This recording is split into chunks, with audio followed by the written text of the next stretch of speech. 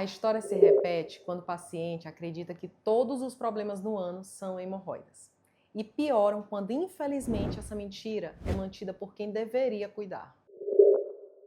Esse quadro é especial para você, com histórias que podem de alguma forma te ajudar a vencer o medo, a vergonha e a buscar ajuda para se cuidar. Afinal, a sua história é parecida com a de muitos e pode ter um caminho diferente.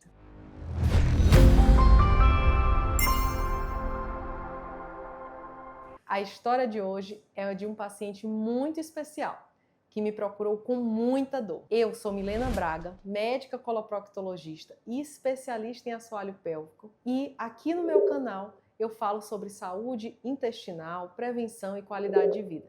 Já me segue para não perder informação de qualidade. O paciente, ele enviou mensagens na madrugada, desesperado por uma consulta, porque ele estava com muita dor.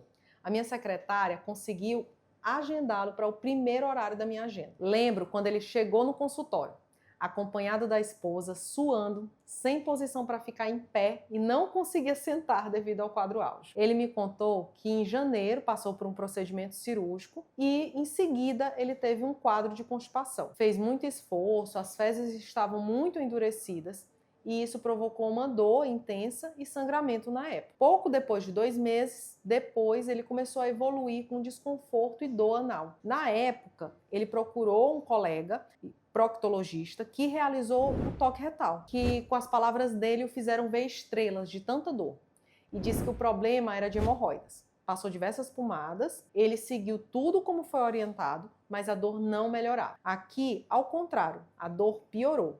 Não tinha sangramento, não tinha secreção ou percebeu bolinhas na borda do ânus. Mas o profissional que o atendeu insistiu que o diagnóstico era de hemorroidas e que ele aumentasse as medicações. Assim ele seguiu nesse sofrimento por 1 mês. Me procurou no consultório e contou toda essa história, principalmente para me explicar o quanto que ele estava traumatizado em pensar novamente em ser examinado. Acolhimento é um dos pontos principais no atendimento, justamente para a gente entender e saber contornar toda essa situação. Não existe um diagnóstico de hemorroidas sem exame de anoscopia. E é fundamental a experiência do proctologista para entender que casos assim são mais sugestivos de abscesso ou fissura anal. Com os materiais que eu possuía no consultório, eu consegui realizar o exame de anoscopia e evidenciei que se tratava de um abscesso, ou seja, era uma urgência. É o acúmulo de pus naquela região interna e que gera um processo infeccioso. O tratamento é realizar drenagem, mas nesse caso, pelo tempo arrastado de história, o abscesso não era simples. Eu realizei a drenagem em consultório, mas pelas características que eu identifiquei no exame e pelo quadro de dor, eu solicitei a internação na urgência para realizar a observação, antibiótico, e afinal, o problema de ter pus nessa região não termina quando a drenagem é realizada. É importante saber a causa. Agora imagina o impacto de tudo que identifiquei e passei para o paciente. Ele já estava traumatizado com o atendimento anterior. Ficou frustrado e estava perdido.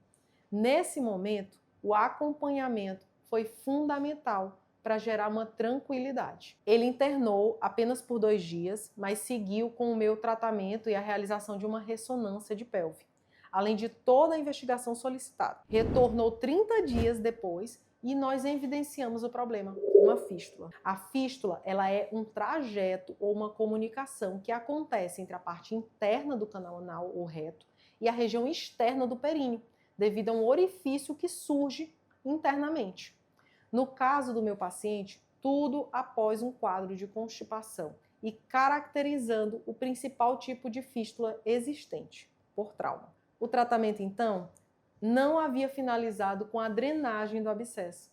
A gente precisava operar a fístula para tratar o problema. Fiz todo o preparatório para isso, realizamos a cirurgia e lembro demais da ansiedade que ele estava no centro cirúrgico. Isso aqui se seguiu no pós, por isso que eu faço sempre questão de fazer um acompanhamento individual. Através do meu contato, o paciente se sente mais seguro. E assim a gente seguiu por 2 meses até eu lhe dar alta da nossa cirurgia. E é engraçado contar essa história, porque ele ficou tão feliz com a alta que ele recebeu que ele se propôs a contar um pouco dessa história nas redes sociais, justamente para tirar esse medo das pessoas e principalmente dos homens, que muitas vezes escondem os sintomas e evitam procurar a ajuda de um médico coloproctologista. Se você gostou desse conteúdo e tem interesse em saber mais, me segue nas redes sociais. Eu falo por aqui muito sobre saúde intestinal, prevenção e qualidade de vida. Vai ser um prazer te ajudar. E se você tem sintomas, também pode procurar uma avaliação comigo. Vai ser um prazer cuidar de você.